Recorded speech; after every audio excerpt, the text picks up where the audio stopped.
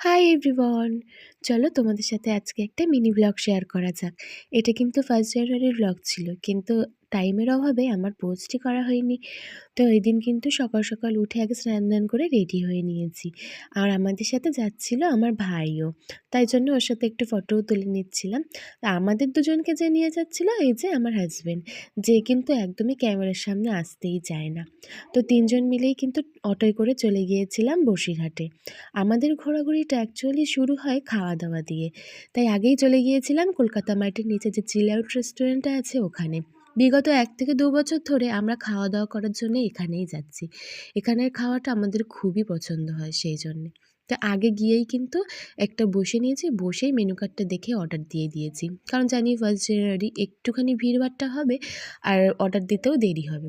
তো পাশে কিন্তু একটা বার্থডে সেলিব্রেশনও হচ্ছিল। তার মধ্যেই দেখো তোমাদের অ্যাম্বিয়েন্সটা একটু দেখিয়ে দিলাম। খুবই ছিমছাম ছোটোখাটোর মধ্যে হলেও। আর আমাদের তো খুবই ভালো লাগে। তো অর্ডার করার পরে প্রায় আমরা ৪০ মিনিট ধরে অপেক্ষা করছিলাম। ওই আগেই বলেছি 1st জানুয়ারি তো একটু তো দেরি হবেই অর্ডার দিতে। তো আমাদের কিন্তু স্টার্টার্সের অর্ডারটা দিয়ে দিয়েছিল। ১ম এ কিন্তু অর্ডার করেছিলাম ড্রাই চিলি চিকেন। আর এটা আমি আগেও অলরেডি অনেকবার খেয়েছি। সেজন্য এটাই আমাদের খুবই পছন্দ।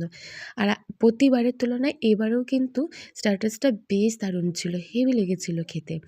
তো তারপরে মেইন কোর্সে কিন্তু অর্ডার করেছিলাম চিকেন বিরিয়ানি, যেটা আমরা অনেকবারই করি। আর সত্যি কথা বলতে গেলে এবার একটা নতুন আইটেম নিয়েছিলাম কড়াই চিকেন। তো বিরিয়ানির সাথে কড়াই চিকেনটার কম্বিনেশনটা বেশ দারুণ লেগেছিল।